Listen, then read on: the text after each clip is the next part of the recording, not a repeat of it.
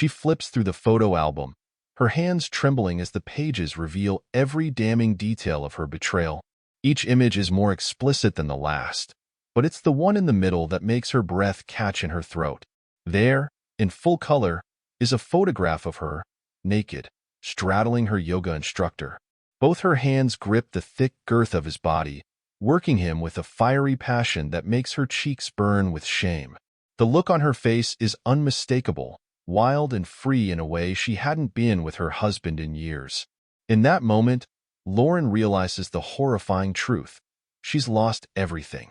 Her marriage, her pristine reputation, her carefully curated life, gone, shattered in an instant.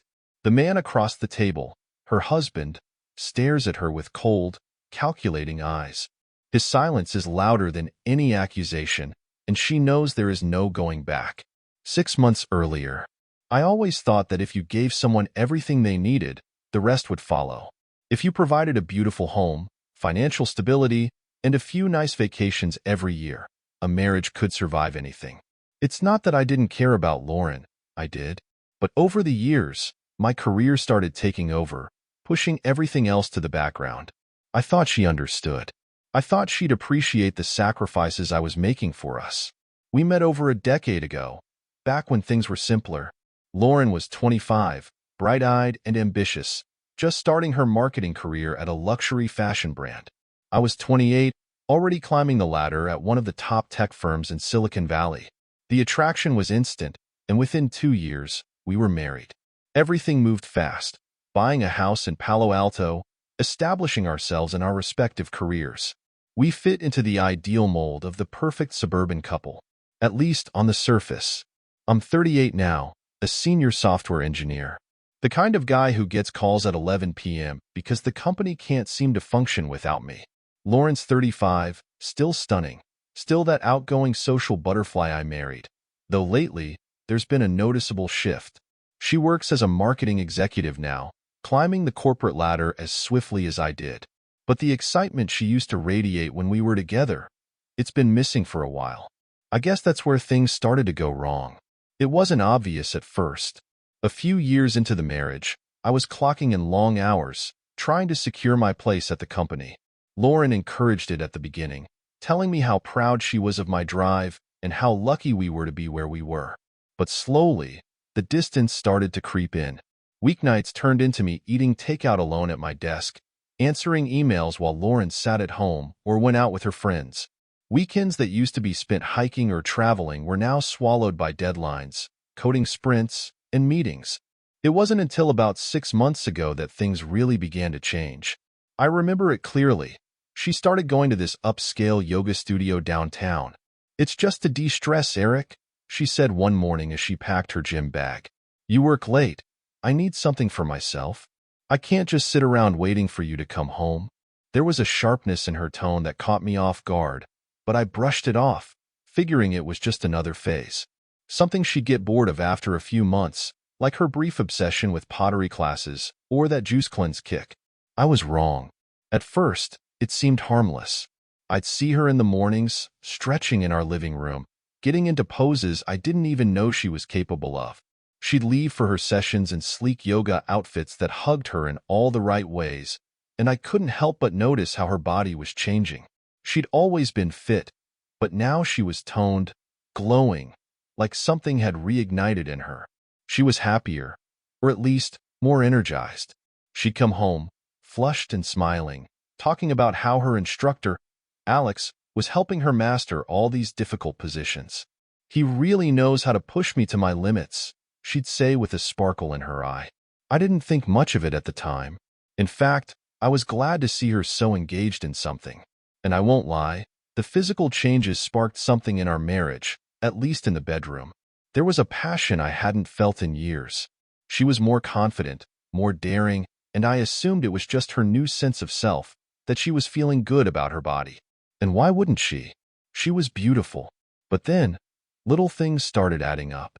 It was her phone, for one.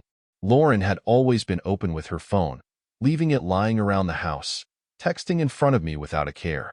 But now, she seemed attached to it in a way that felt off.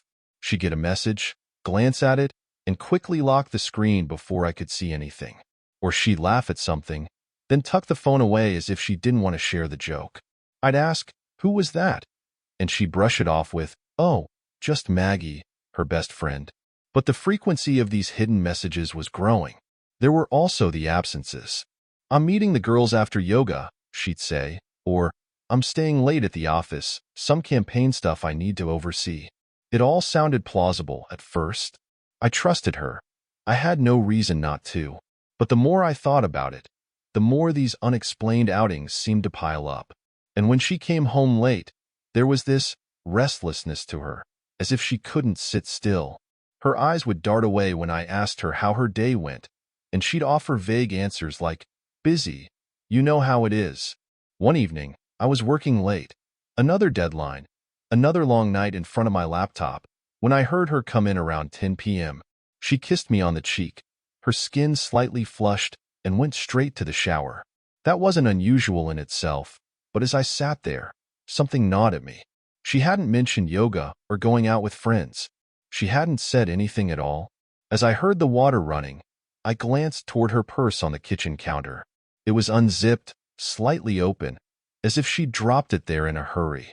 Without thinking, I reached inside, just to see if she had picked up dinner or something, but instead, I found a bottle of perfume.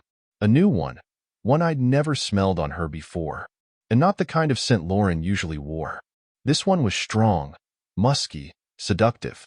It left a faint trail in the air as I brought the bottle to my nose, and suddenly, I felt the first cold grip of doubt. The next few weeks, I couldn't shake it. I started noticing how often she mentioned Alex, how good he was, how he really understood her limits. She'd laugh at things he said, her eyes lighting up in a way I hadn't seen in a long time. And then there were the looks, those lingering glances when she thought I wasn't watching, as if she was lost in some distant memory. I didn't want to believe it. I didn't want to think that my wife, the woman I'd built my life with, was capable of something like that. But the signs were there, and they were impossible to ignore. The cracks were showing, and I was about to find out just how deep they ran. Lauren stood in front of the mirror, adjusting the waistband of her sleek, black yoga pants. Her body had changed noticeably over the past few months. She was leaner, her stomach flat and toned, her legs firm, and her posture more confident than it had been in years. I watched her from the doorway, leaning against the frame, marveling at how effortlessly she moved. "You're really getting into this yoga thing, huh?" I said, half smiling, though part of me wasn't sure how I felt about it. Lauren glanced over her shoulder, giving me a quick smirk. "You've noticed, huh?" Her tone was playful, but there was an edge to it, as if she was daring me to keep watching. I stepped into the room, walking toward her slowly. "Hard not to. You look incredible." Her eyes softened at that, and for a moment, it felt like the old days when a compliment would be enough to bridge the gap between us. She turned fully, facing me, and closed the distance between us. Her hand rested lightly on my chest, fingers tracing the fabric of my shirt. "Thanks, babe," she said, her voice low and almost teasing. "I feel incredible." Her lips curled into a smile, the kind I hadn't seen in a while, the kind that made me think she was actually happy. And I wanted to believe that. I wanted to think this was all for us, that the changes in her were because of something rekindled between us. Maybe the spark was coming back. Maybe this was the beginning of fixing what had quietly broken over the years. That night, I made the first move. It had been a while since we'd been close, really close, and I wasn't going to let the moment slip by. I kissed her, my hands running down her back, pulling her into me. She responded instantly, pressing her body against mine, her breath catching as my hands roamed lower. There was something different about her now, something more intense in the way she kissed me back. She was more aggressive, her hands tugging at my clothes, her body pushing against me with a raw need I hadn't felt from her in a long time. I liked it. Hell, I loved it. It was like a switch had flipped inside her. I didn't question it. I just wanted to lose myself in the moment, to forget the distance that had grown between us. I guided her toward the bed, and she followed eagerly, pulling me down with her. For the first time in months, maybe even years, it felt like we were in sync again, like whatever had been missing was back, stronger than before. The way she moved beneath me, the way her body responded, it was intoxicating. And for a while, it was perfect. Until it wasn't. I was too caught up in the moment to notice the change at first, the subtle shift in her breathing, the sudden tension in her body. Her hands gripped me tighter, her nails digging into my skin, and I thought it was just a sign of her desire. But then it happened. "Alex," she gasped. My whole body froze. The name hit me like a sledgehammer to the chest, ripping me out of the heat of the moment. I stopped moving, stopped breathing, stopped everything. My mind struggled to catch up with what I just heard. Alex, her yoga instructor. I could feel her body tense beneath mine as the realization hit her too. The weight of what she had just said hanging in the air between us like a bomb waiting to go off. For a few agonizing seconds, neither of us moved. I could feel her heartbeat against my chest, the panic rising in both of us, though for entirely different reasons. She knew what she'd done. I could see it in the way her eyes widened, the way her breath came in shallow, quick gasps. "Eric," she started, her voice trembling slightly. I pulled back, sitting up on the bed, my mind still reeling from the shock. I couldn't look at her. My pulse was racing, the warmth that had filled the room moments ago replaced by a cold, creeping dread. What did you just say?" My voice was barely a whisper, thick with disbelief. Lauren sat up too, her hands trembling as she pulled the sheet around her. I didn't mean," she stammered, her face flushing with guilt. "Alex," I repeated, this time louder, sharper. "You said Alex." She looked down at the sheets, biting her lip, clearly panicking. "I don't know why I said that," she said, her voice shaking. It just slipped out, Eric, I swear." I stood up, running my hand through my hair, trying to process what the hell was happening. My heart was pounding in my chest, but my mind was racing even faster. Alex, her yoga instructor, the guy she talked about constantly, the one she spent hours with every week, the one who understood her limits. It was starting to make sense, and the realization made me sick to my stomach. "Are you?" I paused, not sure if I wanted to hear the answer. "Are you seeing him?" I asked, the words heavy, like they were poisoning me as they left my mouth. Lauren's head snapped up, her eyes wide with shock and horror. No, Eric, of course not," she blurted out, shaking her head. "I'm not. It's not like that." I could tell she was lying. Her voice, the way her eyes darted away, the panic that laced her words, it was all there. And I knew it, but I wasn't ready to face it yet. I couldn't. Not right now. I just stood there, staring at her, my fists clenching and unclenching at my sides as I tried to keep my emotions in check. I didn't want to blow up. I didn't want to make this worse. But I couldn't ignore it either. Not after what I'd heard. "Then why the hell did you say his name?" I asked, my voice low and tense. I don't know," she whispered, looking down at her hands. I was just caught up in the moment, Eric. I didn't mean it. Please, you have to believe me." I didn't say anything. I just turned and left the room, my mind spinning. I needed space. I needed time to think. As I walked down the hallway, her voice followed me. "Eric, please. You have to believe me." I didn't respond. I couldn't. I didn't even know what to believe anymore. That night, I didn't sleep. I lay there, staring up at the ceiling, replaying the moment over and over in my head. The way she had said his name, the way she had looked afterward, like she knew she had just destroyed something between us. And maybe she had, but I couldn't confront her. Not yet. I needed to know for sure. I needed proof. Because if she was lying, if she was doing more with him than just yoga, then I had to be certain before I took the next step. So, I started paying closer attention. I watched her more carefully, noticing the little things I had ignored before. The late nights, the mysterious phone calls, the way she always seemed just a little too eager to go to her yoga sessions. I didn't want to believe it, but the more I looked, the more things didn't add up. The more I wondered what exactly was going on when she left for her workouts. And the more I realized, this wasn't just a slip of the tongue. Something was happening between Lauren and Alex. And I was going to find out what. For the next few days, the name Alex buzzed around my head like a persistent fly I couldn't swat away. Lauren's explanations hadn't convinced me, no matter how desperately she tried to assure me it was just a mistake, something said in the heat of the moment. But I wasn't a fool. You don't just blurt out someone else's name during an intimate moment unless they're on your mind. The atmosphere between us had changed. Lauren seemed jumpier, almost nervous, around me. It was subtle, but I could tell. Her eyes lingered on me for just a second longer when I asked her about her day, and there was a tension in her voice, like she was measuring each word before it left her mouth. She wasn't herself, or maybe she was finally revealing who she really was. I couldn't tell anymore. I watched her, quietly, biding my time. Each day, she'd leave the house for her yoga sessions with that same light in her eyes, that same energy that had first caught my attention when all of this began. And each day, I felt a growing pit in my stomach, a gnawing suspicion that something was terribly wrong. But I didn't say anything. Not yet. It was a Saturday morning when the incident happened. I had the day off, a rare break from the constant grind of work, and Lauren was getting ready for her usual yoga session. I was in the kitchen, sipping my coffee and flipping through emails on my phone when I heard her rushing around upstairs. She always seemed to be in a hurry these days, as if every moment she wasn't at the studio was wasted time.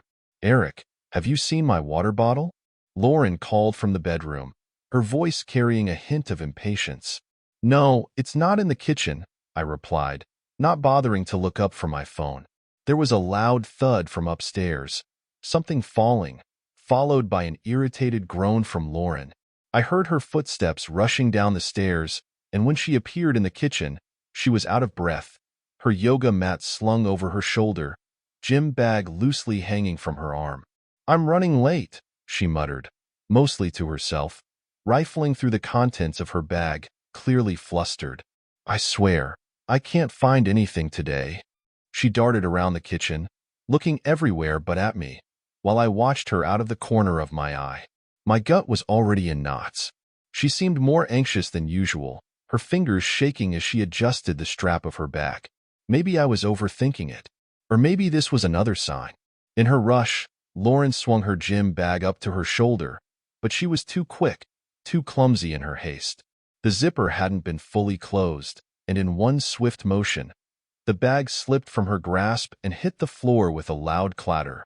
Everything spilled out: her yoga mat, a towel, a change of clothes, her phone, and a small, familiar-looking orange packet. At first, I didn't register what I was seeing, but when my eyes locked onto that orange container, something inside me froze. It was a packet of birth control pills. My mind instantly went blank, a wave of confusion crashing over me. Lauren and I had agreed years ago that she would stop taking the pill. We'd settled into using condoms, something she had insisted on, saying it was healthier for her body. There hadn't been any reason for her to be on birth control, not when we'd been using protection all this time. So why the hell was she carrying them now? Lauren quickly bent down, scooping everything back into her bag, but her hands hesitated for a moment when she noticed the pills. For a split second, her eyes flicked up to meet mine, and I saw the flash of panic behind her calm exterior. She quickly snatched the pills off the floor, stuffing them into her bag as if trying to erase the evidence. I haven't had these in forever," she mumbled, her voice shaky, her hands fumbling to zip the bag back up. "I found them in the bathroom cabinet the other day. Must have just tossed them in here without thinking." Her excuse was flimsy. Too flimsy. I could see right through it. My chest tightened, but I didn't let it show. I kept my face neutral, calm. "Why would you still need those, Lauren?" I asked, my voice carefully measured. "You said you stopped taking them a long time ago." She stood up, slinging the bag over her shoulder again, her eyes darting around the room, avoiding mine. "I just forgot to throw them out," she stammered, but I could hear the strain in her voice. "I'm late for yoga, babe. We'll talk later, okay?" Before I could respond, she kissed me on the cheek, a quick, almost robotic gesture, and rushed out the door, leaving me standing in the kitchen with a whirlwind of thoughts spinning through my head. I stared at the door long after she was gone. The birth control pills burned into my mind. The more I thought about it, the more I couldn't shake the feeling that something was seriously wrong. Why would she need birth control pills if we were using condoms? And why had she been so flustered when they fell out of her bag? I sat down at the kitchen table, the coffee in front of me now cold, and started replaying every strange thing that had happened over the past few weeks. The slip-up with Alex's name, the late-night showers, the secretive phone behavior, and now this. It was all adding up, piece by piece, and with every new realization, the pit in my stomach grew deeper. I couldn't ignore it anymore. Something was going on between her and Alex, and I wasn't about to sit back and pretend I didn't notice. That night, after Lauren had gone to bed, I decided to check her phone. I knew it was a violation of trust, but trust was already shattered, wasn't it? I needed answers. I needed to know what was really happening. Lauren had always been the type to leave her phone lying around, unlocked, without a second thought. But lately, she'd been more careful. She started taking it with her everywhere. Into the bathroom, even into the bedroom when she slept. But tonight, she was careless. After all the tension of the day, she had fallen asleep without plugging it in, and there it was, sitting on the nightstand, within arm's reach. I waited until her breathing had evened out, a soft rhythm that told me she was fast asleep. Then, carefully, I reached over and picked up her phone. My heart was pounding as I unlocked it, navigating through her messages with shaky hands. I knew what I was looking for. I was looking for him. Alex. At first, everything seemed normal. Conversations with Maggie, work emails, some text from her yoga friends about upcoming classes. But as I scrolled further, I noticed something strange. Several gaps in her text history, as if entire conversations had been deleted. And then I found it. A string of messages from an unknown number, all too recent, all too familiar. The first few messages were harmless enough, vague but not incriminating. But as I scrolled further, I started seeing phrases that made my blood run cold. Tonight was amazing, as always. Can't wait for next time. Miss your touch already. And then, the final message, the one that felt like a punch to the gut. You make me feel alive in ways I haven't in years. I dropped the phone back onto the nightstand, my hand trembling.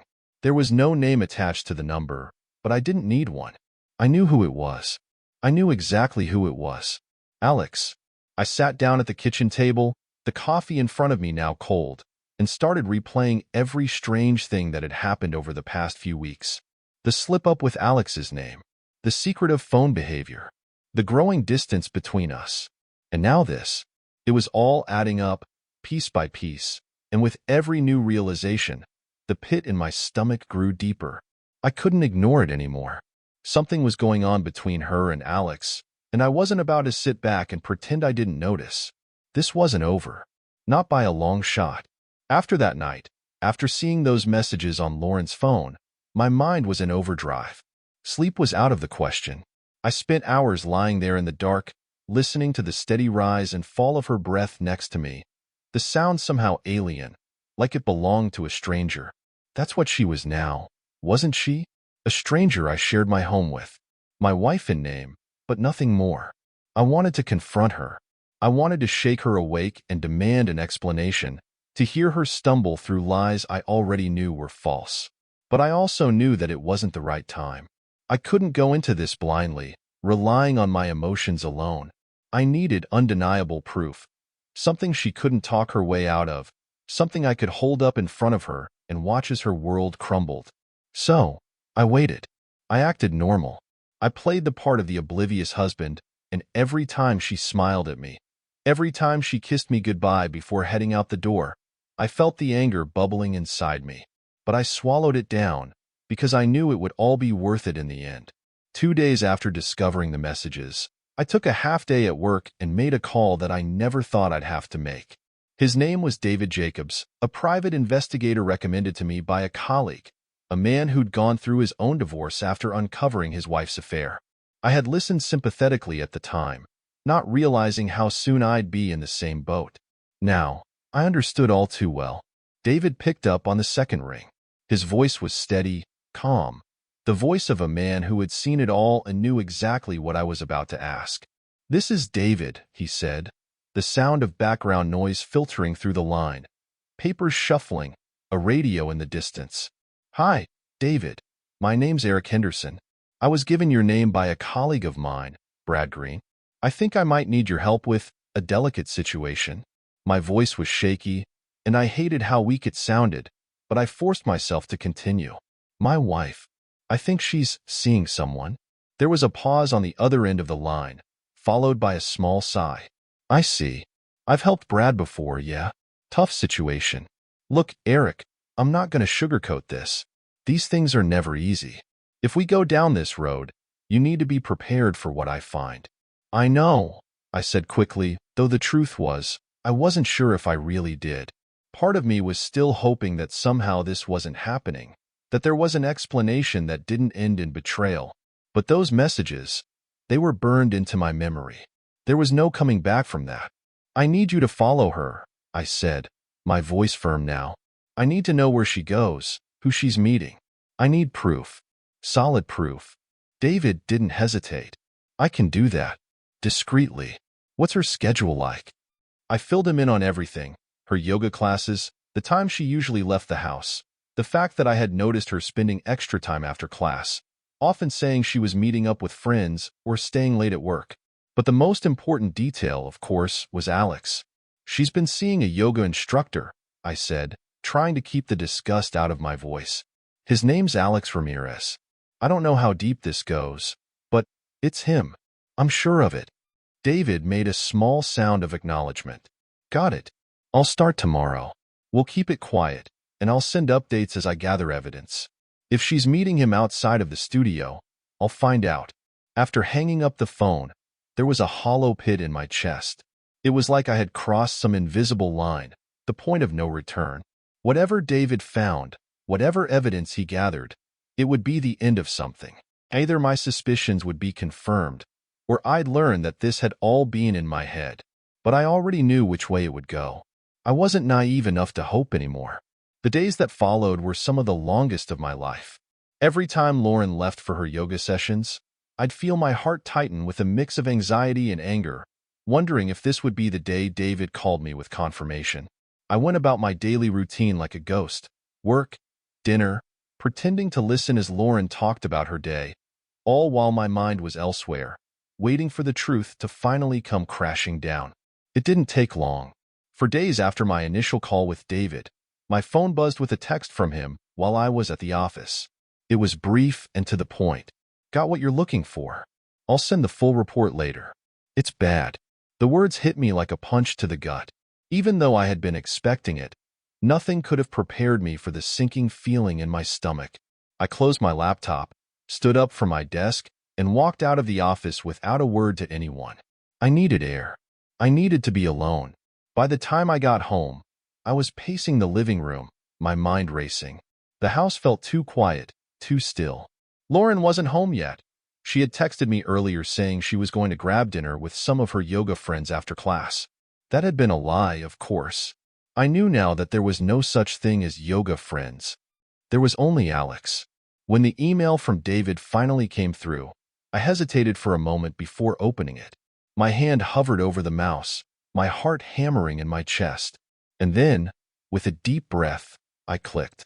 The photos hit me first. There was no mistaking what I was seeing. Lauren and Alex, laughing together at a cafe, their hands touching over the table, her head tilted back as she smiled at him. There were more, each one more damning than the last. Them walking side by side, Alex's hand brushing her lower back in a way that felt far too familiar. And then the final set of images, Lauren and Alex slipping into a hotel together.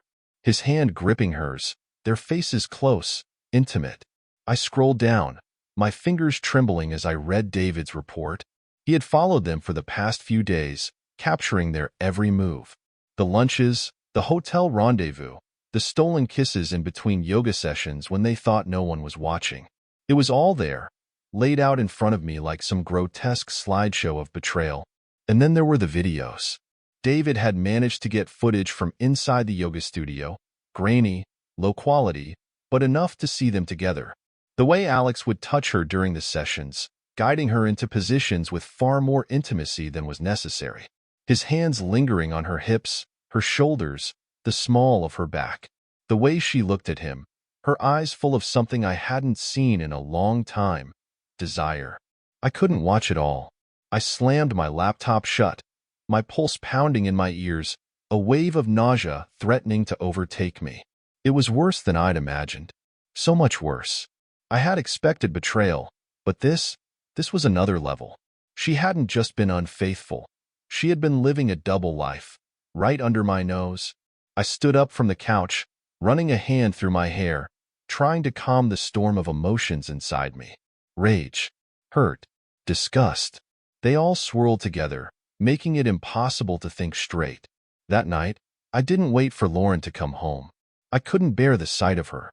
I texted her, saying I had to stay late at work, and then I drove aimlessly for hours, my mind racing with thoughts of what I would do next. When I finally returned home, Lauren was asleep. I sat in the dark living room, staring at nothing, my heart pounding in my chest. I knew I couldn't confront her yet. Not until I was ready. Not until I had a plan. She would lie, try to twist it, make excuses. But I had the upper hand now. The next day, I made another call.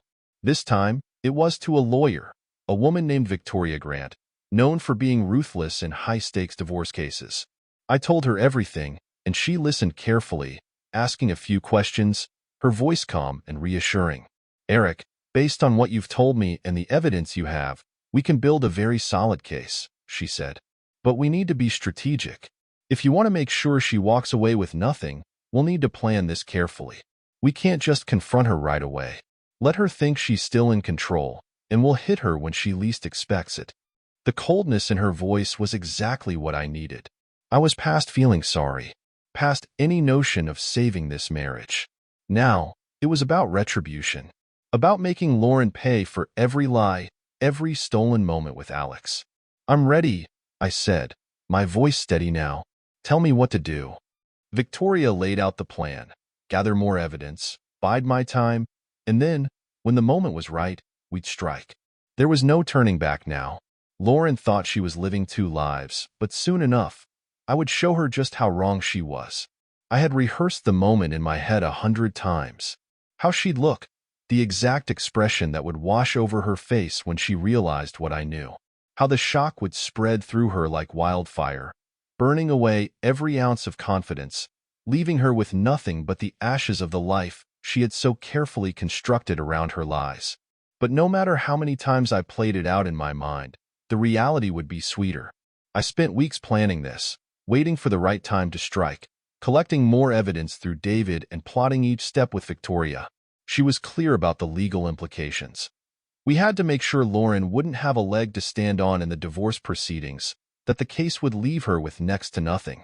But the legal victory wasn't enough for me. I needed more than a win in court. I needed her to feel it, deep in her bones. The kind of humiliation that never fades.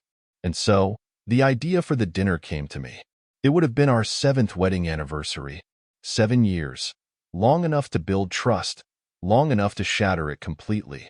I told Lauren a week in advance that I wanted to celebrate, just the two of us, to take some time for ourselves. She looked almost surprised when I suggested it, her eyes lighting up as if some part of her believed I was trying to repair what was broken between us. Just us? She asked, a flicker of hope in her voice.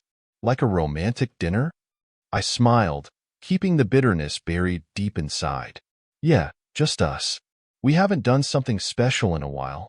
Her face softened, the tension from the past few weeks momentarily dissolving. I could see it in her eyes. She thought this was a good sign, a shift back to the way things used to be. She probably thought I was finally giving her the attention she'd been craving, that maybe I'd forgotten about her odd behavior and the suspicions I had been holding on to. She had no idea what was coming. I made the reservation at a place she loved, an upscale rooftop restaurant downtown, overlooking the city lights. It was the kind of spot that catered to the wealthy, a place where couples in designer clothes sipped expensive wine under twinkling string lights. We had been there a few times before, always for special occasions. She had posted pictures of it on her social media, tagging it as one of her favorite spots. I knew she'd be excited to go back. That night, I dressed the part, put on a crisp shirt, a dark blazer, and even dabbed on the cologne she had bought me for my birthday last year. It was all part of the facade. Lauren, as expected, dressed to impress. She came down the stairs in a fitted black dress, her hair curled in soft waves, makeup flawless. She looked beautiful, I couldn't deny that. But all I saw was the lies wrapped up in the perfect package. "You look amazing," I said, keeping my tone light and appreciative. She smiled, almost shyly. "Thanks. You look great too." We arrived at the restaurant just as the sun was setting, casting a warm orange glow over the city. The rooftop was buzzing with the quiet chatter of diners, the clink of wine glasses, the hum of soft music in the background. We were seated at a private table by the railing, with a view that stretched out for miles. Lauren seemed relaxed, happy even, as we ordered drinks. She chatted about work, about some new marketing campaign her team was working on, about how she had been thinking we should take a vacation together soon. Just the two of us, somewhere tropical. I listened, nodding at the right moments, sipping my wine. I let her think this was just a normal dinner, that we were two people enjoying an evening out, reconnecting after the busy whirlwind of life. But underneath it all, I was waiting for the moment, waiting for the truth to come crashing down on her. After the appetizers arrived, I leaned forward, placing my glass down with deliberate care. "I have something for you," I said, my voice smooth, almost soft. Lauren's eyes widened slightly. "Really? What is it?" I reached into my jacket pocket and pulled out the small photo album I had prepared. It looked elegant, a leather-bound cover with embossed details. She couldn't see the weight of what was inside it. Not yet.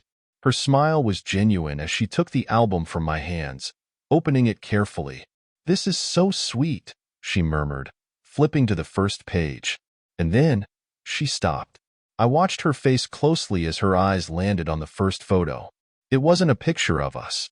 It wasn't a memory from one of our trips, or a candid shot from a family gathering. No, this was a photo of Lauren, but not with me. It was her, standing outside a hotel, her hand entwined with Alex's, both of them walking into the building. Her smile faded instantly. Her fingers froze on the edge of the page. What is this?" she whispered, her voice barely audible. "Keep going," I said calmly, leaning back in my chair, watching her closely. Her hands trembled as she flipped the next page. Another photo, this time of her and Alex at the cafe, his hand resting on her thigh, her head tilted toward him, laughing. And then the next photo, even worse. A close-up shot of them kissing in the parking lot, their bodies pressed together in a way that left no room for interpretation. Her breath caught in her throat, a small, panicked sound escaping her lips. "Eric, Keep going," I repeated, my voice steady but cold. She obeyed, her face pale now, her fingers shaking as she turned the pages faster, each photo more damning than the last. And then, finally, she reached the one I had been waiting for. The one that would shatter her completely. It was a photo of them in bed together, Alex's body half covered by the sheets, his hand gripping her waist.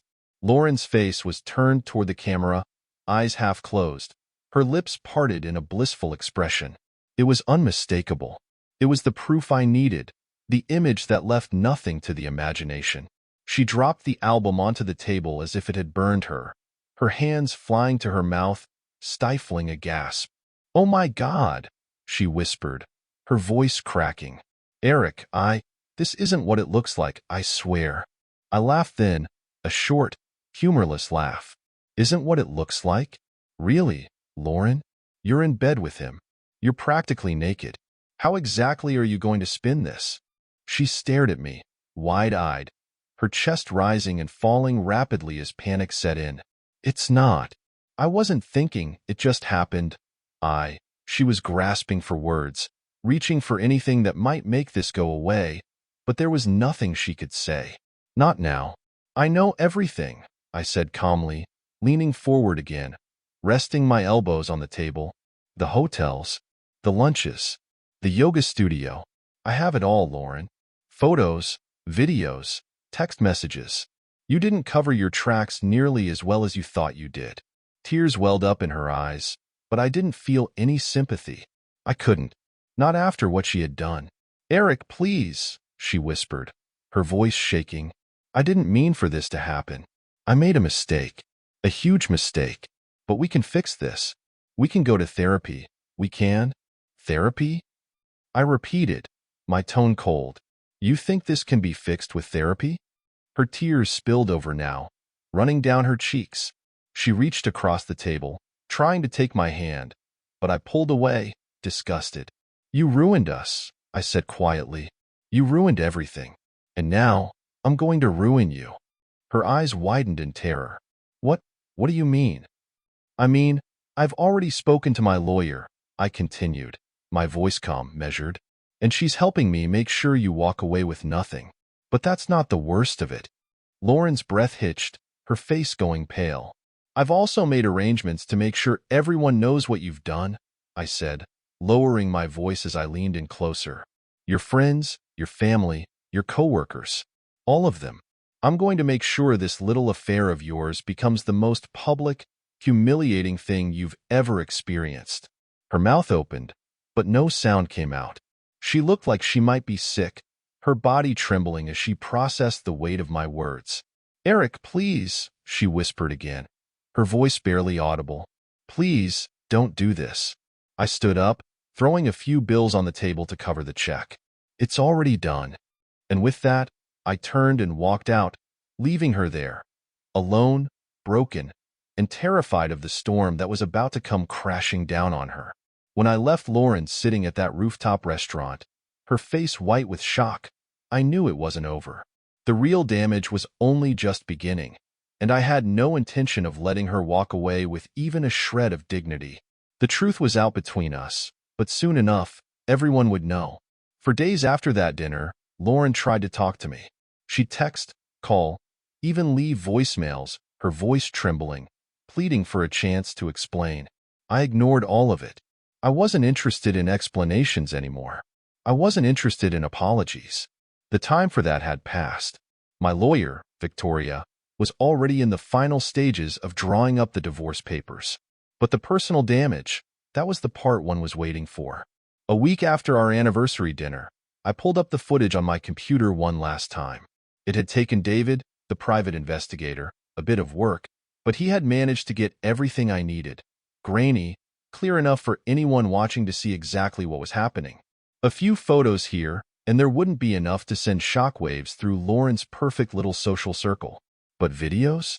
Videos were a different story. Those, I knew, would be the final blow. Lauren was still trying to live life as if it hadn't crumbled in her hands.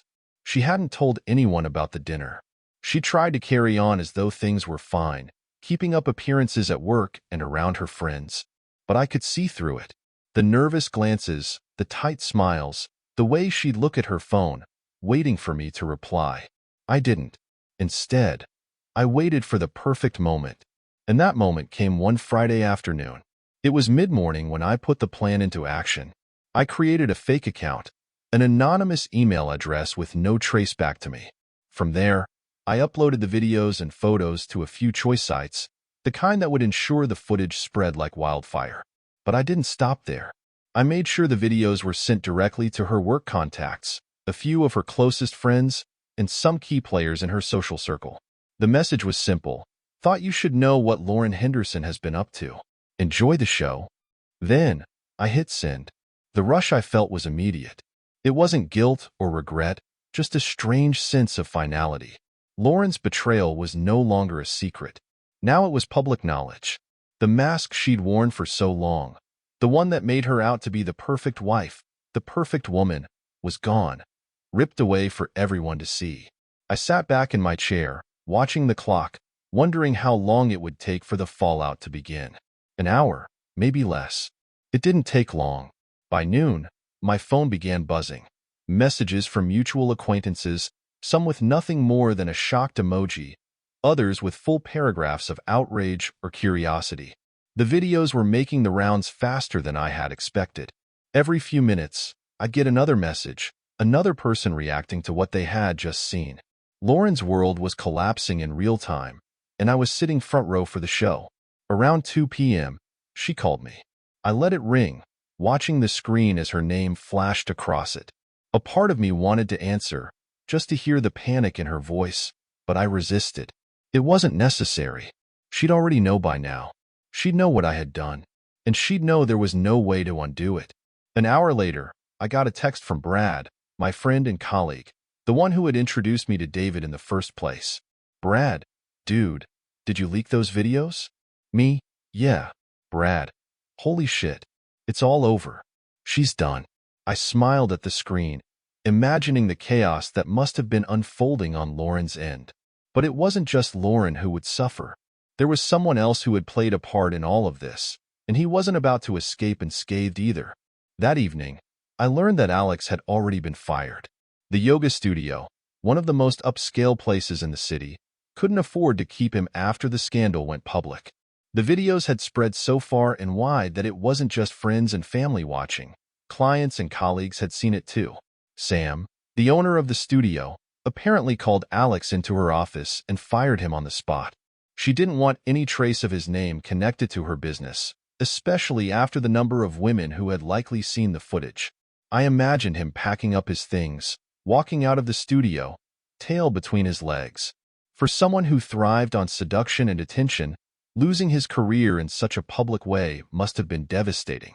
And that was exactly the point. As for Lauren, her situation was even worse. The messages started rolling in quickly after the videos leaked. Her friends, her co-workers, even her boss at the fashion brand where she worked. From what I heard through a few acquaintances, the higher-ups at her company were less than pleased.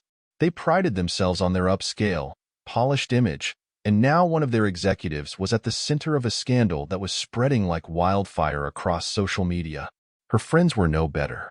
I hadn't expected much loyalty from them. Women like that, who thrived on image and status, were quick to cut ties when things went south. I knew Lauren had been getting frantic messages from them, either disgusted by what they'd seen or, worse, distancing themselves entirely, afraid to be associated with her. By the weekend, she had been called into a meeting with her boss. She tried to fight it, tried to explain that this was personal, that it shouldn't affect her work. But people don't care about personal when it's plastered all over the internet. By Monday, she had been put on temporary leave, while they sorted out the PR nightmare. She was sinking fast. The life she had built, the image she had so carefully crafted, was being torn apart piece by piece. And there was nothing she could do to stop it. A week after the leak, I met with Victoria at her office to finalize the divorce papers. We had played this perfectly, waiting for the fallout before serving her the papers. Now, Lauren would be in no position to fight back. "You've got everything you need here," Victoria said, sliding the finalized documents across the table toward me. "She won't be able to contest this. You'll get the house, your assets, everything." I glanced over the papers, feeling a strange sense of satisfaction settle over me. "Good," I said, signing my name at the bottom. "Are you sure you want to send these over now?" she asked, raising an eyebrow. "You've done enough damage. You could walk away with more if we pushed her further." I shook my head. "No, this is enough." Victoria nodded, a slight smirk playing on her lips. "I have to say, Eric, I've seen a lot of divorce cases, but this one, you really went all out." I couldn't help but smile. She had it coming. By the time I left Victoria's office, the divorce papers had been sent. There was no turning back now. Lauren would receive them by the next day, and then it would all be over. The morning the papers were delivered, I was sitting at home, a cup of coffee in my hand, staring out the window. There was a strange calm that had settled over me in the past few days, a sense of closure that I hadn't expected. The videos, the public humiliation, the loss of her job, it had all come together exactly the way I'd planned. The front door clicked open, and Lauren stepped inside. Her eyes were puffy, red from crying, her face pale. She looked like a ghost of the woman she had been, hollow, broken. She held the envelope in her hands, the one with the divorce papers, as if she couldn't believe this was really happening. "Eric," her voice was soft, almost a whisper. "Please, can we talk?" I looked at her, and for the first time in months, I felt nothing. No anger, no bitterness, no hurt. Just nothing. "There's nothing left to say, Lauren," I said, my voice calm. "You did this. You made your choices. Now, you have to live with them. Tears welled up in her eyes, but I didn't care anymore. It was over. She knew it. I knew it. I stood up, walked past her, and grabbed my keys from the counter. "Where are you going?" she asked, her voice breaking. I paused for a moment, turning to face her one last time. "I'm moving on." And with that, I walked out the door, leaving her standing there, clutching the remnants of the life she had destroyed. Thank you for listening to this story. Subscribe to the channel, put a like under the video, and write a comment about how you like this story.